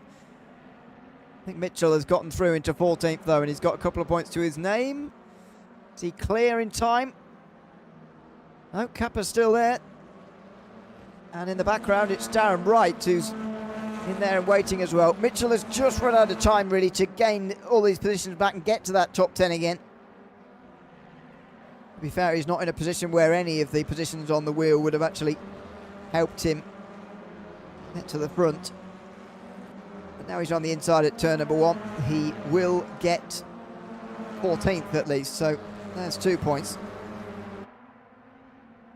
What I was really aiming for, I think, is a team's championship thing where he can act a bit of a safety net for the others. See, only the top 2 scores are actually taken. But if something happens to one of the other 2 in the next race, and of course at the moment Stevens will start in 10th and Mitchell Marm in 8th, so Mitchell wouldn't be that far behind them. He's got to act as a backup. Oh, that was wide from Stevens there. Definitely wide into the first part of the chicane. And here comes Chris Crevitt into the Melbourne hairpin. This is not the last lap with just seconds remaining. There will be one more to go. Matt Richards gains as a result here, but was that the opportunity there? Tom Stevens with a rare error that nearly cost him. And there go, oh no, he's off. Mitchell Marm goes steaming down the inside and he's off. Matt Richards gains both places. That's a catastrophic error from Scott Mitchell Marm. An uncharacteristic error. Is he going to drop out the top 10? It looks like he might do. Simon Trebek's coming up very quickly here. And Mitchell Marm's not getting back underway.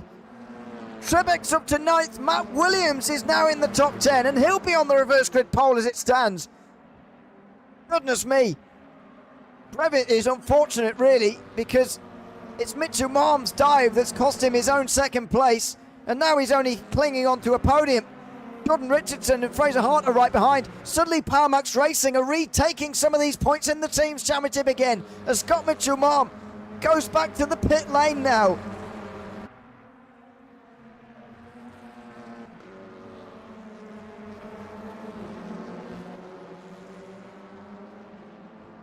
Fraser Hart just in behind Richardson.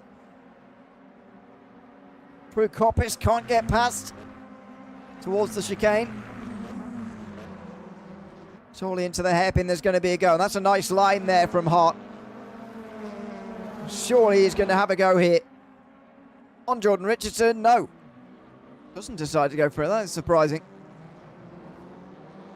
But in any case, Tom Stevens has done it again. He has won the first 2 races of the evening for 4 rounds in a row now. Silverstone, Knockhill, Oulton Park, and now Donington Park. Tom Stevens wins race 2 here at Donington. Matt Richards limits the damage at least at the very end there to only 3 points in this race, and so the championship margin now, pending any penalties of course after this round, will only just have creeped over to 30 points. But even so, it's another back-to-back from Tom Stevens in this extraordinary season that he is having since the Christmas break anyway.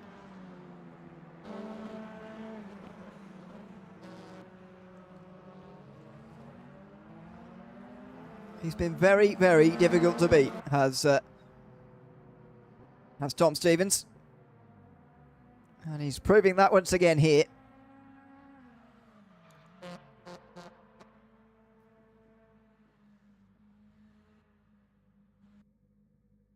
Plenty of incident and accident throughout. There's a couple of guys causing yellow flags, it looks like, towards the end and pulling into the pit lane. Not quite making it to the end of the race, but for the most part they did. And at the end of the race, it's Tom Stevens who wins again. Just in front of Matt Richards, who gained on Grevitt, of course, with that late incident with Scott Mitchell Marm. Jordan Richardson and Fraser Hart then running at the top 5. Sid O'Via there as well for Brabham. Actually got better points than Raffle Racing as well, as Power Max Racing did as well. Alan Axon finished 7th in front of Jordan Hyde. Simon Trebek and Matthew Williams then rounded out the top 10. Also in the points, Dave Brewster, Luke Mitchell, who eventually got 4 there. Darren Wright, Alexander Sorema, and Alessandro Cappa getting his first points of the evening. Stuart Rolfe, Fabian Mitchell, on Alan Smith and Colin Messina all got to the end, but Olivia Krasnowska unfortunately did not, and neither did Callum Wilson. or Scott Mitchell-Marm, who end up at the back of the field here.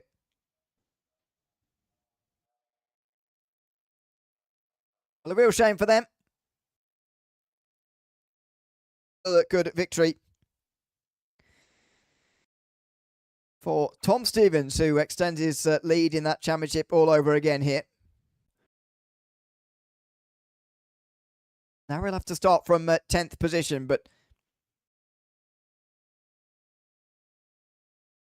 he's done it before, and he is pretty good at, if not working his way back to the front again, because, to be fair, he hasn't won a race 3 yet. In fact, his best result is that third at Knockhill. After winning those 2 races, and that's where he got the most points, obviously, in a round, but he doesn't need to win, a third race in the day. Based on what we're seeing at the moment, he just needs to get some solid points before the round is complete.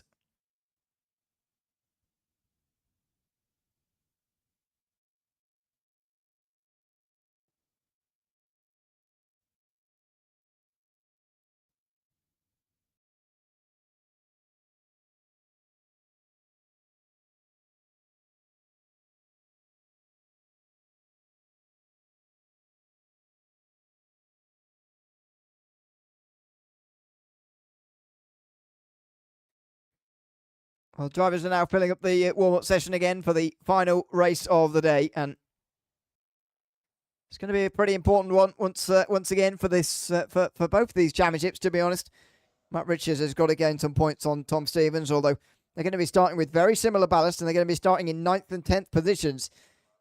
This final race of the day, and in the teams as well, because Power Match Racing really gained some of those points lost to Raffle Racing in recent rounds. Coming into that second race, they'd only gained points in one of the last 8 had Power Maxed over Raffle Racing, but a much better performance that time for them.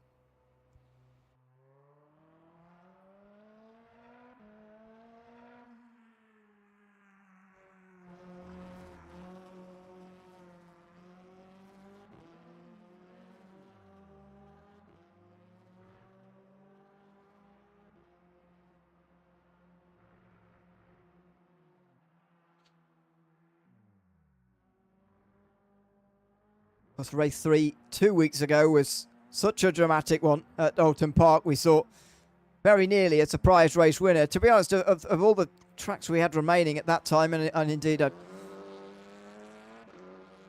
have been our best opportunity out of these final 4 races, but final 4 rounds. But Paulo Messina was leading there right to the very end, and you could just tell that he was a little bit nervous about what he was about to achieve, or what he thought he was about to achieve anyway. He went wide into the final turn under really no pressure, and Luke Mitchell was able to storm through for the win. Matt Richards wasn't far away either. He got second. Paulo Messina ended up dropping to third, and he, in so doing, became the lowest placed driver in the point standings to actually have a podium, with 16th place in the point standings, but also that 3rd place to his name. But he also missed out on what would have been a famous victory there. The reason why the podium is so relevant, by the way, is for the trophy standings, which Sidavaya is still leading. Still hasn't finished. Never mind, he hasn't been on the podium yet. He's only been 4th once, so he's not even really been close. But he should have got podium 2 weeks ago, really, as well. But then after that, you are looking down quite a lot further to find drivers who've not been on the podium yet. Alan Smith is next. Although Smith is, nearly 60-odd points behind Wyatt, so he's not going to catch him, you wouldn't have thought.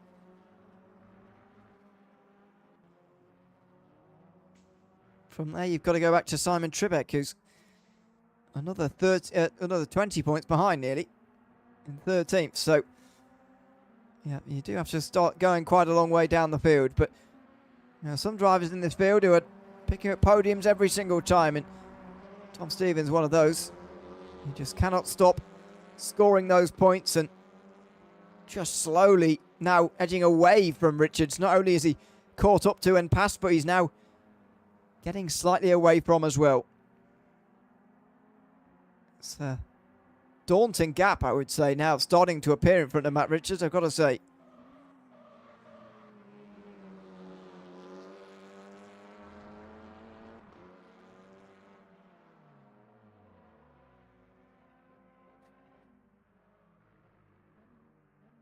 All right, so the reverse grid seems to be set and ready to go. The top 10 it is this week.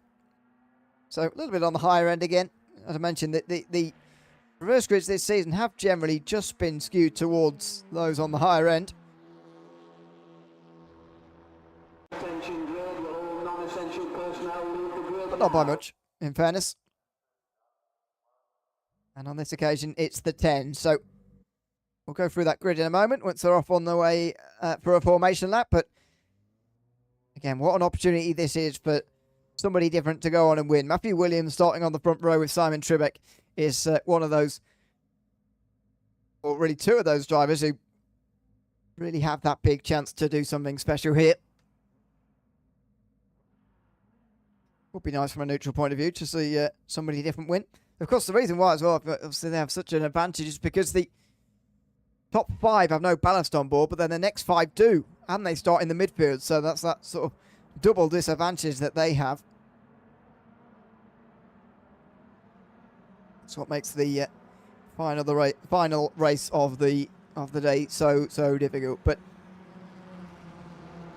it's Matthew Williams who leads them around. He is on the pole for this final race of the day at Donington Park. He's in front of Simon Tribeck, who is alongside.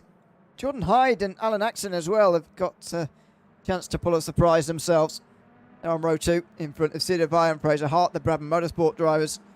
Jordan Richardson and Chris Grevitt are on row 4 ahead of Matt Richards and Tom Stevens. Though I'm seeing on my timing Matt Richards in the pit lane still. Don't know if that's accurate or not. Try and spot him here. Yeah, he's not there. Matt Richards is starting from the pit lane, I think. Observe it. I can't see him on the racetrack for Power Max Racing. So, well, this is going from bad to worse for Matt Richards. Wow, there he is. It looks like it's going to be a day of 3 races where Tom Stevens gains on Matt Richards here in this championship. But with only 6 races to go, well, you're starting to look at snookers for Richards, put it that way. Outside the top 10, Dave Brewster is 11th in front of Luke Mitchell. He's got to act as a backup now for Rafa Racing. I mentioned that in the previous race, but it's even more pertinent now that Scott Mitchell-Malm's all the way down in 21st. Darren Wright and Alexander Sorema are sharing row 7 in front of Stuart Rolfe and Fabian Michelon. Alan Smith and Colin Messina on row 9. Alessandro Capra and Olivia Krasnowska round out the top 20. Mitchell-Malm's there in 21st. Callum Wilson 22nd. So Wilson has also got to try and get himself through the field quickly, or Richards, one of the two. Otherwise, Power Max Racing are going to take a pretty big hit in the team's championship. They've just stolen a few of those points back again in that previous race. Got to make sure they don't give them away immediately again in race 3. Oh no, there's a spin in the background on the formation lap for, is that Krasnowska maybe? It was indeed. Out of the final turn, but we're all okay now. And we are ready to go from Donington Park. Matt Richards, the long-time championship leader, starting from pit lane in race 3. How can his rival Tom Stevens capitalise on this with that gap on the grid just in front of him? We're underway for the final race of the day at Donington Park. And Stevens so far not really getting anywhere here. He'll get blocked by Grevitt, or will he? He'll go down the inside, in fact, into turn 1. What's going to happen in front of him here? There was trouble on race 2 with the 3-wide moment. We were nearly 3-wide there again. Alan Axon, though, just slipping in front of Fraser Hart and Jordan Richardson there to avoid any trouble. And the crane occurs for the first time. Stevens braking late to make sure that Grevitt can't get up his inside there. And he stays in front, and oh, that's Mitchell! Side by side there with Serema, and there's big contact. Darren Wright's into it, and he goes up and over. Darren Wright is piles involved. He piles in. And look at, oh my word, there's cars in the grass, there's cars everywhere. The top 9 are clear of the field because there has been a catastrophe behind. Matt Richards is already in 16th place. I'm not entirely sure how he manages to continually do this. But for the second race in a row, he's activated ghost mode and he's gained 7 places before they've even reached the back straight on the opening lap. Darren Wright went up and over, I'm sure of it, as he piled into the crash, as did pretty much everybody who started outside the top 9. Here's what happened. So Mitchell was quite wide anyway. Don't know what the cause of that was, but Serema got alongside. Mitchell then sort of seemed to drive straight into him there. Is he out of control of his car or something? Brewster, excuse me. And eventually is spun around in front of the field. And look at the way they all pile in here.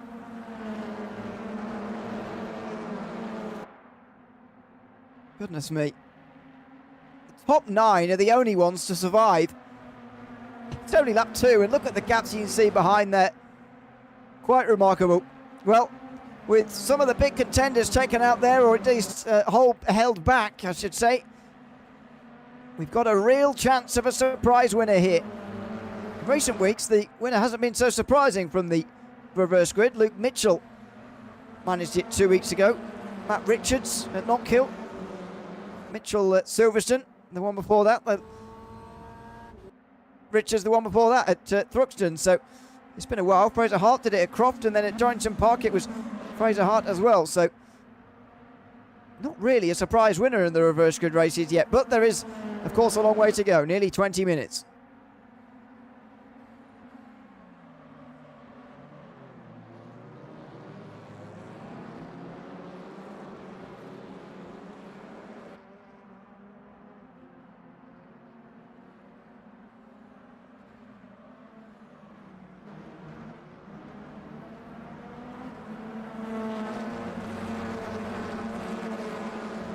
Over the line for Matt Williams. He is leading this race, but how can he hold on to the victory here as the sun begins to set and the shadows lengthen now at the Grand Prix circuit of Donington Park here this afternoon.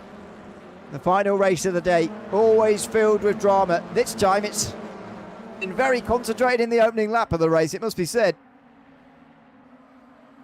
The top 9, the only ones really able to get away without trouble here. There's still a lot of racing to come though. Alan Axon defending here hard from Jordan Richardson. Axon has already defended, or had to defend quite hard. He's already lost a couple of places. Richardson looks down the inside there, can't do it. He's got to, well, he wants to try and do this without letting Stevens through as well. He might just have to bite the bullet here because he wants to get through himself as well. Axon's forced wide. Yes, he has opened the door for one of his teammates' championship rivals, but I think that might have been a necessary evil for Jordan Richardson. He won't want to let Stevens through though into the chicane, and indeed doesn't. And Stevens applies the pressure. In fact, he gets a good exit actually. And Stevens is on the inside by the hairpin. This is not in the script for Richardson, who tries to squeeze Stevens as much as possible. He's got to be tighter to the apex though.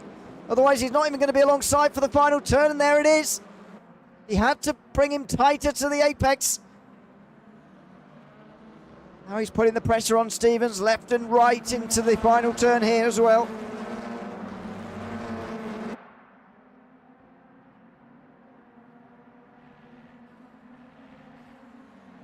Williams defends again ahead of Tribeck and Via. And the more he defends like this, by the way, with still 17 minutes to go, the more he's inviting pressure as well.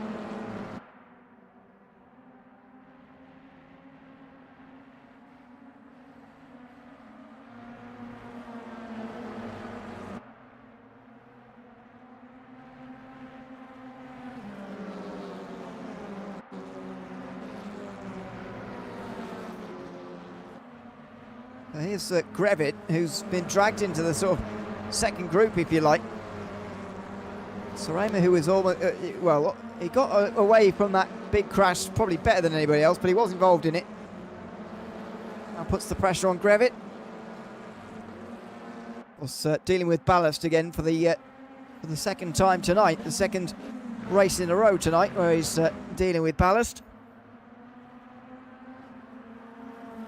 As I mentioned, would happen. Williams' defending is really inviting the pressure here.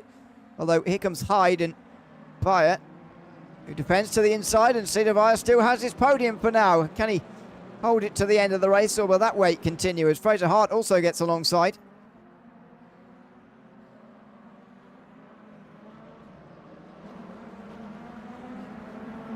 Outside for Hart, he's going to stay there. He stays there nicely, and surely with the inside line now, he'll be able to move up to fourth position. So there he goes. Only the 10 kilograms on board, he'll be feeling that too much.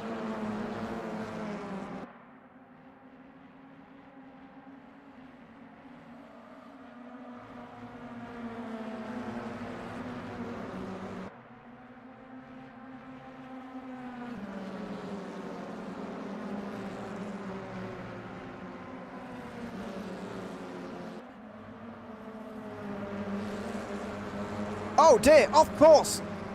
Oh, he's off course. Sarema is that. Oh, completely off the circuit. Alexander Sarema just veered completely off course. He must have some sort of technical problem though. He seemed to have very little control over where he was going there. That was very weird. And he drops outside the top 10 now as well. Fabian Michelon is in the top 10 despite finishing 16th in the previous race.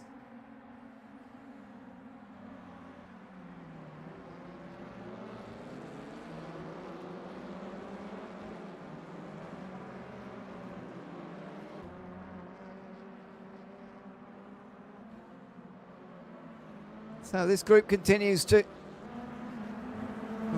grow in size really at the front, and Tom Stevens is back in the top 5 with Matt Richards starting from the pit lane. This is a huge opportunity for Stevens to gain points in all 3 races so far tonight.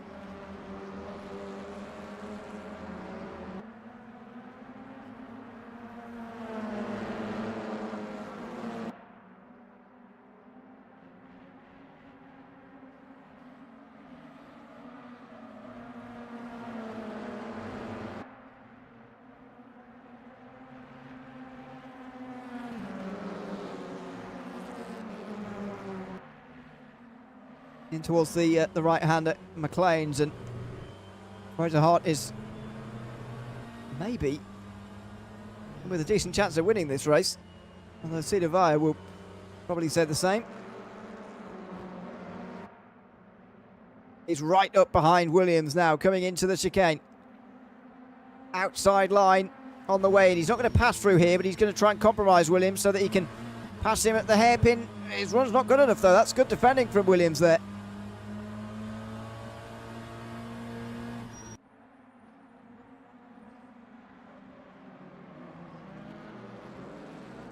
Balls to the outside Vire, and that's not going to get him anywhere. Simon Trebek now is going to try and come through as well into the final turn, and no. Fraser Hart is in there as well.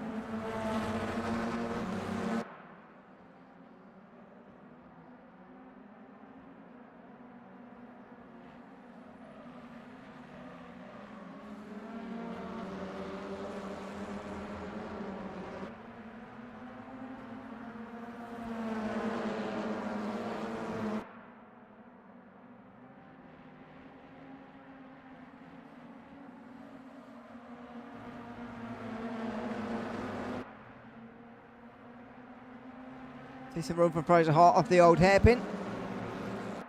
But he's not going to dive down the inside here yet. Though we are about halfway in this race, so surely it's about time for that sort of stuff to start happening here.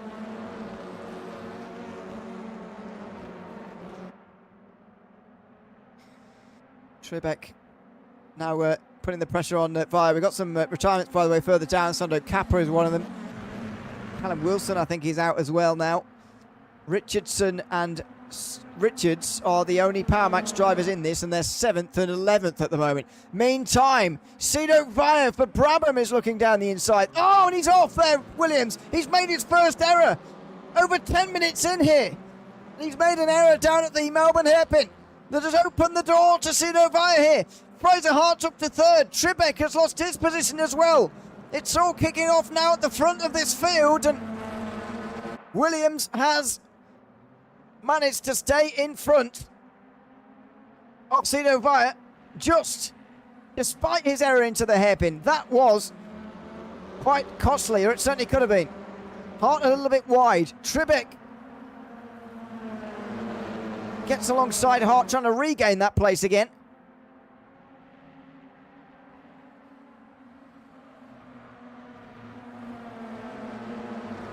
And into the old hairpin, they follow one another through once more. Such a close group at the moment.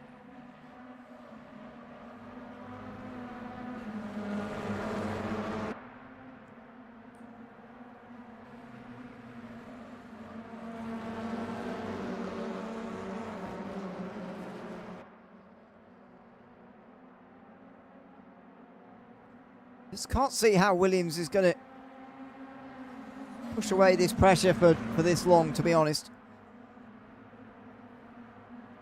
Bobbles over the curves at the chicane again. Doesn't seem like he's getting his rhythm through there anymore. And Fire is pressuring into the hairpin again. On the outside this time. He can't stay there.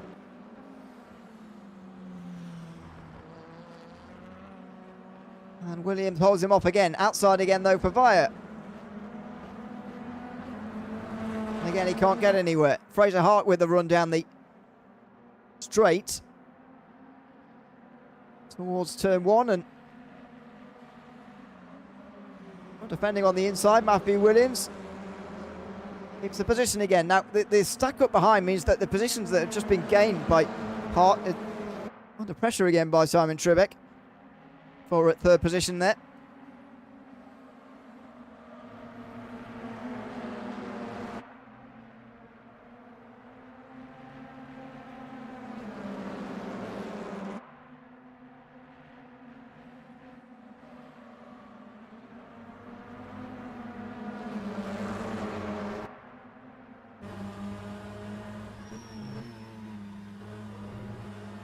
On board with Vaya.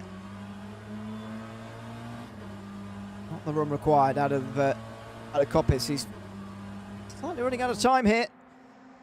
He's going to want to get on with this. Hard defends as well from Tribeck into the chicane. That's not going to help. Stevens is also stuck in this group, so it's not all bad for these guys. They are preventing Stevens from really challenging them, and he's really stuck on the outside there. Jordan Hyde couldn't quite get involved.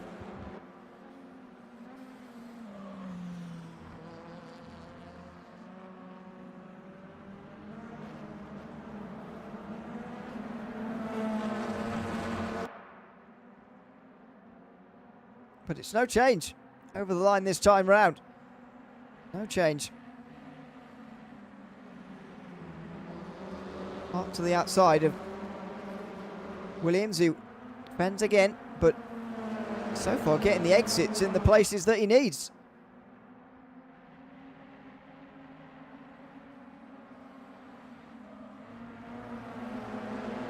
Amazed that he's been able to keep this up, really, considering he's defending into most corners. But somehow he is managing it. Again, dives to the inside through McLean's, even though we haven't seen any moves there at all today, I don't think. Again, not quite taking the racing line to Coppice, but it's a narrower exit, and that's what's important, to get the run down the back straight, and he's doing it again.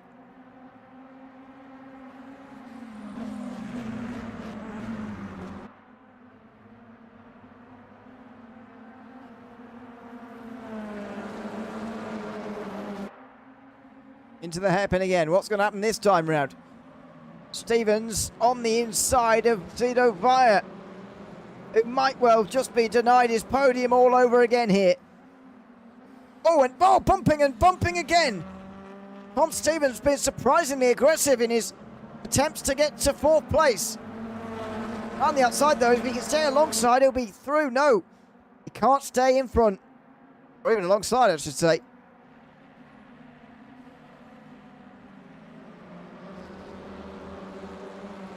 Should be 5 laps to go, but given how slowly they're going at the moment, behind Williams,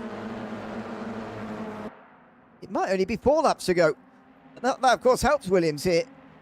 It's been quite close as to whether we're getting 14 or 15 laps, but when Stevens is racing at the front, see, the race is a bit quicker. Well, here comes Fraser Hart again. That was very close. He tried to look down the inside there, but he's not managing it. And surely as this race wears on, he's going to get ever more desperate now. Just try and get the race victory.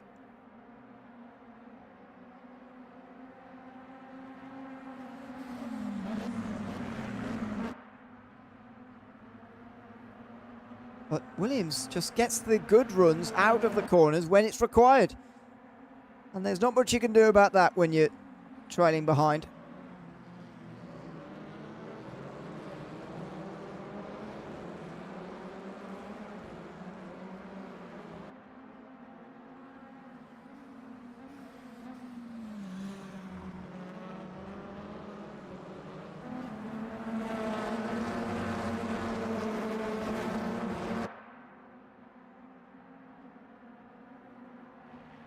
Over the line again. This is going to be pretty close, but I think that could be 3 laps to go here rather than 4. Williams is doing such a good job of not only holding on to this race lead, but also limiting the amount of laps he has to defend for by slowing down this group. Well, it has enlarged because of its pretty slow nature, this group. Even Matt Richards is on the back of it now in 11th.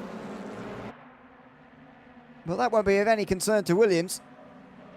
Probably more concern to Stevens, although Tom Stevens is not likely to fall behind Richards in this race. The Ref Racing are likely to lose some points. Maybe.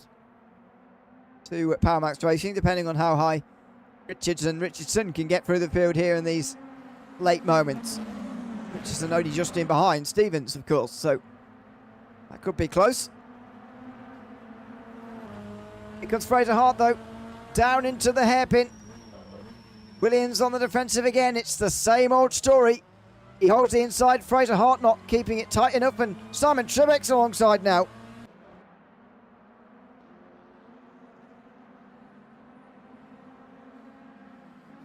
Hart breaks late in almost a defence of his own position rather than an attempted overtake. But Williams only just this time getting to the inside to defend.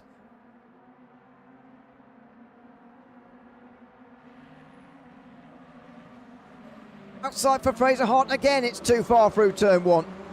Trebek and Vieira was falling over themselves trying to... Looked like they were trying not to overtake Fraser Hart.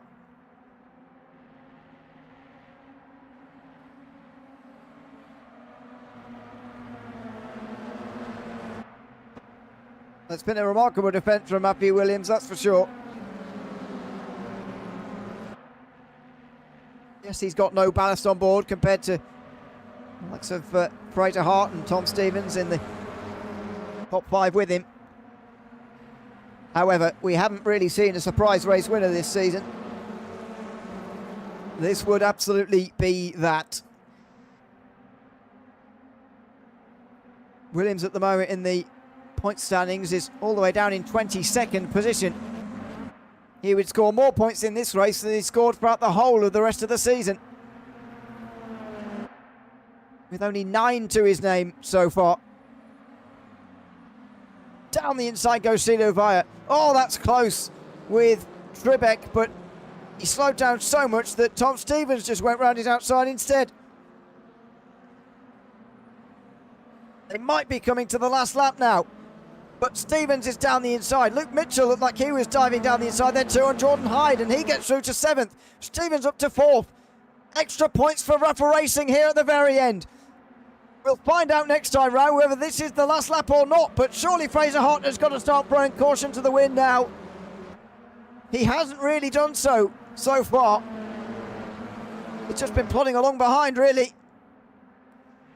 Down the corner curves. He's not really ever had a go down at the old hairpin, but previous experience in this race has told us that's not a good idea. It's a defence from Williams which slows him towards McLean's now. There's another chance, but we haven't seen any move through here either. Where is Hart attempting to make this move?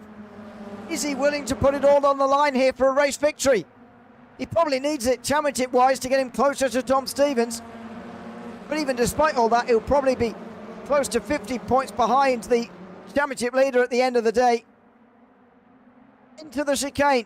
Matthew Williams trying to score more points in this one race than he'd scored in the whole previous 6 rounds. Fraser Hart trying to win for the first time in a very long time in this series. In fact, he hasn't won since before Christmas. He's on the outside line of the Melbourne hairpin again, but time and again, he's not been able to position himself correctly to get past Williams, who hasn't got a good run to the final turn for the first time. Hart's on the outside of him into the final turn. He goes around the outside, but he can't do it there. Now, is this the last lap?